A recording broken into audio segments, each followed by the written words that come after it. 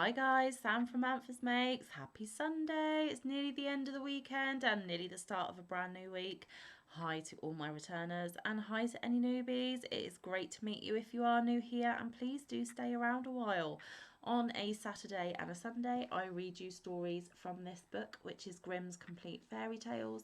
This was written a very, very long time ago, and I am literally just reading the words on the page. I am not endorsing or saying I agree with any themes, any ways of thinking, anything like that. I am literally just reading you guys the stories. There is a full playlist on my channel. If you have missed any previous stories, please do go and check them out. I have also read The Wizard of Oz, which has a playlist of its own, and there is also lots of other wonderful content on this channel, which mostly involves yarn and crochet. So, if you are ready, we shall begin. We are starting Sunday stories on story 83, which is called Hans in Luck. Hans had served his master for 7 years, so he said to him, "Master, my time is up. Now I should be glad to go back home to my mother. Give me my wages." The master answered, "You have served me faithfully and honestly. As the service was so, the reward shall be." And he gave Hans a piece of gold as big as his head. Hans pulled his handkerchief out of his pocket, wrapped up the lump in it, put it on his shoulder, and set out on the way home. As he went on, always putting one foot before the other, he saw a horseman trotting quickly and merrily by on a lively horse. "Ah," said Hans quite loud, "what a fine thing it is to ride! There you sit as on a chair, you stumble over no stones, you save your shoes and get on one hardly knows how." The rider, who had heard him, stopped and called out, "Hello, Hans, why do you go on foot then?" "I must," answered he, "for I have this lump to carry home. It is true that it is gold, but I cannot hold my head straight for it, and it hurts my shoulder." "I'll tell you what," said the rider, "we will exchange. I will give you my horse, and you can give me your lump." "With all my heart," said Hans, "but I can tell you, you will have to crawl along with it." The rider got down, took the gold, and helped Hans up, then gave him the bridle tight in his hands and said, "If you want to go at a really good pace, you must click your tongue and call out, 'Jup, Jup.'" Hans was heartily delighted as he sat upon the horse and rode away, so bold and free. After a little while he thought that it ought to go faster, and he began to click with his tongue and call out, "Jup, Jup." The horse put himself into a sharp trot, and before Hans knew where he was thrown off and lying in a ditch which separated the field from the highway. The horse would have gone off too if it had not been stopped by a countryman who was coming along the road and driving a cow before him. Hans got his limbs together and stood up on his legs again, but he was vexed and said to the countryman, "It is a poor joke, this riding, especially when one gets hold of a mare like this, that kicks and throws me off, so that one has a chance of breaking one's neck. Never again will I mount it. Now I like your cow, for one can walk quietly behind her and have, over and above, one's milk, butter, and cheese every day without fail. What would I not give to have such a cow?" "Well," said the countryman, "if it would give you so much pleasure, I do not mind giving the cow for the horse." Hans agreed with the greatest delight. The countryman jumped upon the horse and rode quickly away. Hans drove his cow quietly before him and thought over his lucky bargain. "If only I had a morsel of bread, and that can hardly fail me, I can eat butter and cheese with it as often as I like. If I am thirsty, I can milk my cow and drink the milk. Good heart, what more can I want?" When he came to an inn, he made a halt, and in his great content ate up what he had with him, his dinner and supper, and all he had, and with his last few farthings had half a glass of beer. Then he drove his cow onwards along the road to his mother's village. As it drew nearer midday, the heat was more oppressive, and Hans found himself upon a moor which it took about an hour to cross. He felt it very hot, and his tongue stuck to the roof of his mouth with thirst. "I can find a cure for this," thought Hans. "I will milk the cow now and refresh myself with the milk." He tied her to a withered tree, and as he had no pail, he put his leather cap underneath, but try as he would, not a drop of milk came. And as he set himself to work in a clumsy way, the impatient beast at last gave him such a blow on his head with its hind foot that he fell on the ground, and for a long time could not think where he was. By good fortune, a butcher just then came along the road with a wheelbarrow in which lay a young pig. "What sort of a trick is this?" cried he, and helped the good Hans up. Hans told him what had happened. The butcher gave him his flask and said, "Take a drink and refresh yourself. The cow will certainly give no milk. It is an old beast. At the best it is only fit for the plough or for the butcher." "Well, well," said Hans as he stroked his hair down on his head. "Who would have thought it? Certainly it is a fine thing when one can kill a beast like that at home. What meat one has! But I do not care much for beef. It is not juicy enough for me. A young pig like that now is the thing to have. It tastes quite different. And then there are the sausages." "Listen, Hans," said the butcher. "Out of love for you I will exchange and will let you have the pig for the cow." "Heaven repay you for your kindness," said Hans as he gave up the cow, while the pig was unbound from the barrow and the cord by which it was tied was put in his hand. Hans went on and thought to himself how everything was going just as he wished. If he did meet with any vexation it was immediately set right. Presently there joined him a lad who was carrying a fine white goose under his arm.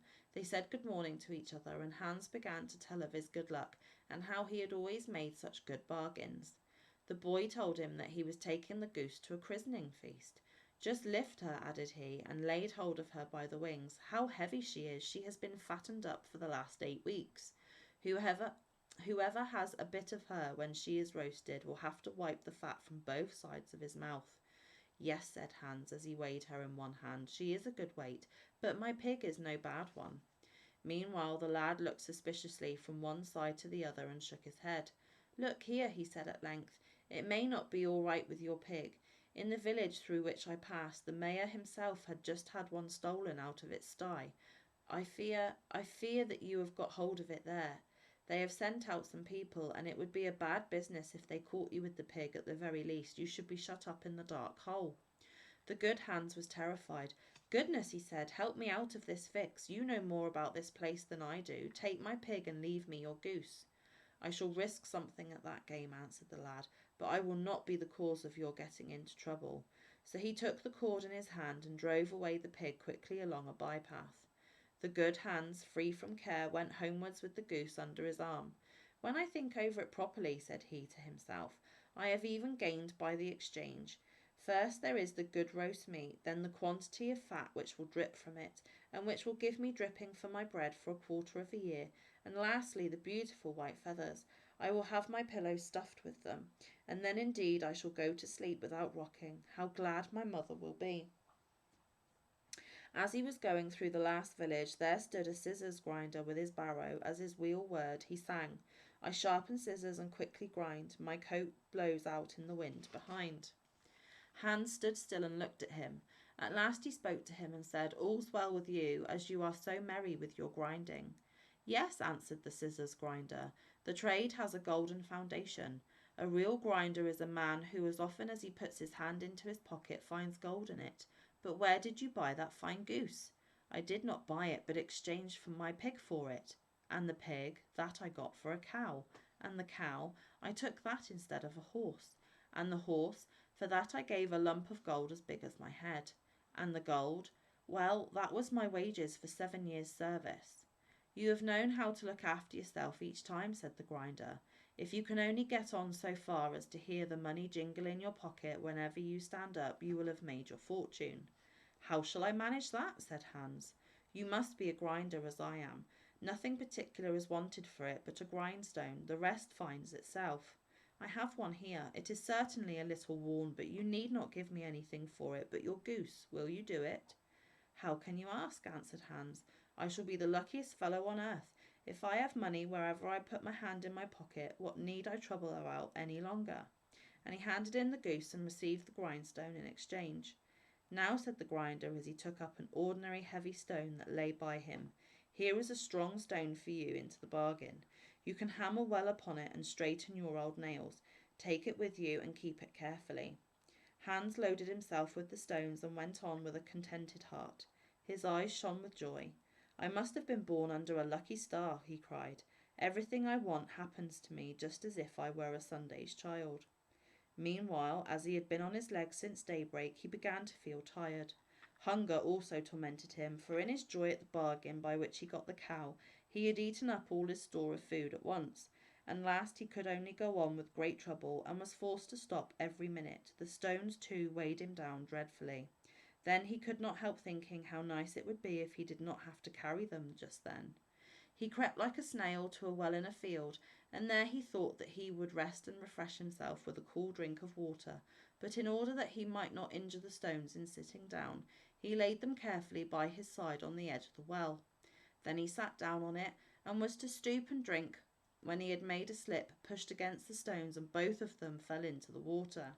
When Hans saw them with his own eyes sinking to the bottom, he jumped for joy, and then knelt down, and with tears in his eyes thanked God for having shown him this favour also, and released him in so good a way, and without his having any need to reproach himself from those heavy stones which had been the only things that troubled him. There is no man under the sun so fortunate as I, he cried out. With a light heart and free from every burden, he now ran on until he was with his mother at home. So that was our first story, and now it is story 84, which is called Hans Married. There was once upon a time a young peasant named Hans whose uncle wanted to find him a rich wife. He therefore seated Hans behind the stove and had it made very hot. Then he fetched a pot of milk and plenty of white bread, gave him a bright newly coined farthing in his hand, and said, Hans, hold that farthing fast, crumble the white bread into the milk, and stay where you are, and do not stir from that spot till I come back. Yes, said Hans, I will do all that. Then the wooer put on a pair of old patched trousers, went to a rich peasant's daughter in the next village, and said, Won't you marry my nephew Hans? You will get an honest and sensible man who will suit you. The covetous father asked, How is it with regard to his means? Has he bread to break? Dear friend, replied the wooer, my young nephew has a snug berth, a nice bit of money in hand, and plenty of bread to break. Besides, he has quite as many patches as I have. And as he spoke, he slapped the patches on his trousers. But in that district, small pieces of land were called patches also. If you will give yourself the trouble to go home with me, you shall see at once that all is as I have said. Then the miser did not want to lose this good opportunity, and said, If that is the case, I have nothing further to say against the marriage. So the wedding was celebrated on the appointed day, and when the young wife went out of doors to see the bridegroom's property, Hans took off his Sunday coat and put on his patched smock, and said, I might spoil my good coat. Then together they went out, and wherever a boundary line came in sight, or fields and meadows were divided from each other, Hans pointed with his finger, and then slapped either a large or a small patch on his smock, and said, That patch is mine, and that too, my dearest, just look at it, meaning that his wife should not stare at the broad land, but look at his garment, which was his own. Were you indeed at the wedding? Yes, indeed I was there, and in full dress. My headdress was of snow, then the sun came out, and it was melted. My coat was of cobwebs, and I had to pass by some thorns which tore it off me. My shoes were of glass, and I pushed against a stone, and they said clink and broke in two. I don't really understand that one, guys, but that was story 84. And I will read you a third, and we will leave it there for this weekend. So, story 85, The Gold Children. There was once a poor man and a poor woman who had nothing but a little cottage, and who earned their bread by fishing, and always lived from hand to mouth. But it came to pass one day, when the man was sitting by the shore and casting his net, that he drew out a fish entirely of gold. As he was looking at the fish, full of astonishment, it began to speak and said, Listen, fisherman, if you will throw me back again into the water, I will change your little hut into a splendid castle. Then the fisherman answered, Of what use is a castle to me if I have nothing to eat? The goldfish continued, That shall be taken care of. There will be a cupboard in the castle, in which when you open it shall be dishes of the most delicate meats, and as many of them as you can desire. If that be true, said the man, then I can well do you a favour. Yes, said the fish, there is, however, the condition that you shall disclose to no one in the world, whoever he may be, where you get your good luck. If you speak but one single word, all will be over. Then the man threw the wonderful fish back again into the water and went home. But where his hut had formerly stood, now stood a great castle. He opened wide his eyes, entered, and saw his wife dressed in beautiful clothes, sitting in a splendid room, and she was quite delighted, and said, Husband, how has all this come to pass? It suits me very well.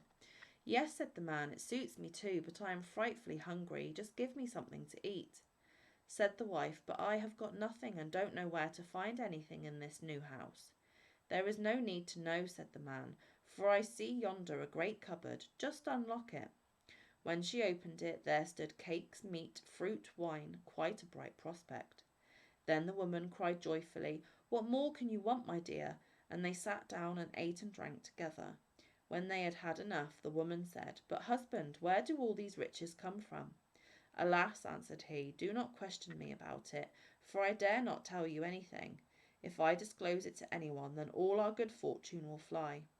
Very good, said she. If I am not to know anything, then I do not want to know anything. However, she was not in earnest. She never rested day or night, and she goaded her husband until in his impatience he revealed that all was owing to a wonderful golden fish which he had caught and to which in return he had given its liberty. And as soon as the secret was out, the splendid castle with the cupboard immediately disappeared. They were once more in the old fisherman's hut, and the man was obliged to follow his former trade and fish. But fortune would so have it that he once more drew out the golden fish. Listen, said the fish, if you will throw me back into the water again, I will once more give you the castle with the cupboard full of roast and boiled meats. Only be firm, for your life's sake, don't reveal from whom you got it, or you will lose it all again. I will take good care, answered the fisherman, and threw the fish back into the water. Now at home everything was once more in its former magnificence, and the wife was overjoyed at their good fortune, but curiosity left her no peace, so that after a couple of days she began to ask again how it had come to pass, and how he had managed to secure it. The man kept silence for a short time, but at last she made him so angry that he broke out and betrayed the secret. In an instant the castle disappeared, and they were back again in their old hut. Now you have got what you want, said he, and we can gnaw at a bare bone again. Ah, said the woman, I had rather not have riches if I am not to know from whom they come, for then I have no peace. The man went back to fish, and after a while he chanced to draw out the gold fish for a third time. Listen, said the fish, I see very well that I am fated to fall into your hands. Take me home and cut me into 6 pieces. Give your wife 2 of them to eat, 2 to your horse, and bury 2 of them in the ground. Then they will bring you a blessing.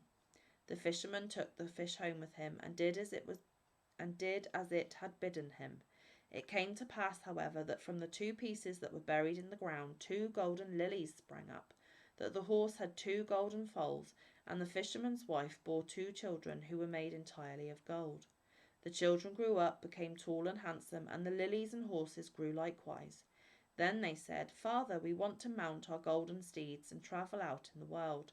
But he answered sorrowfully, How shall I bear it if you go away, and I know not how it fares with you? Then they said, The 2 golden lilies remain here.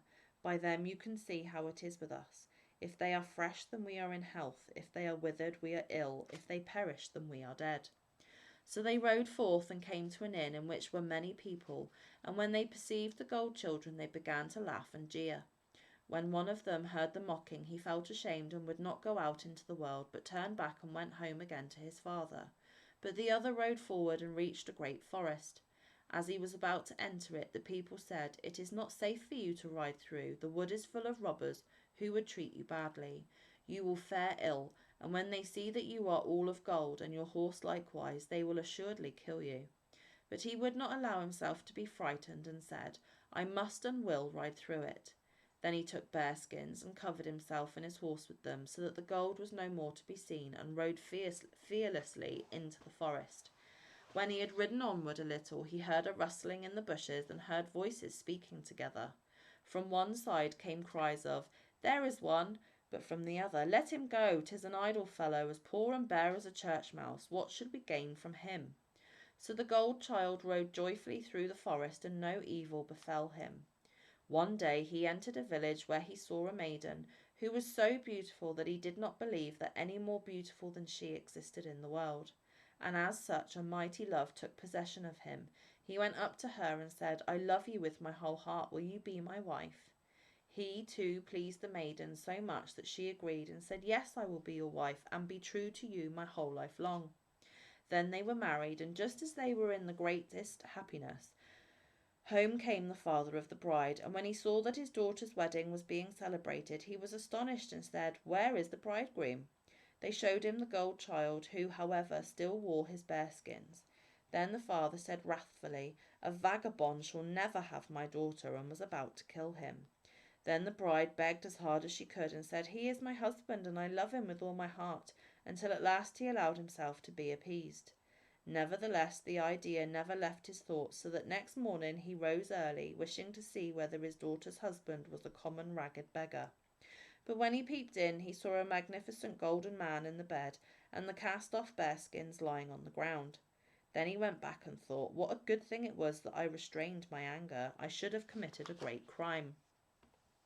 But the gold child dreamed that he rode out to hunt a splendid stag, and when he awoke in the morning, he said to his wife, "I must go out hunting." She was uneasy and begged him to stay there, and said, "You might easily meet with a great misfortune."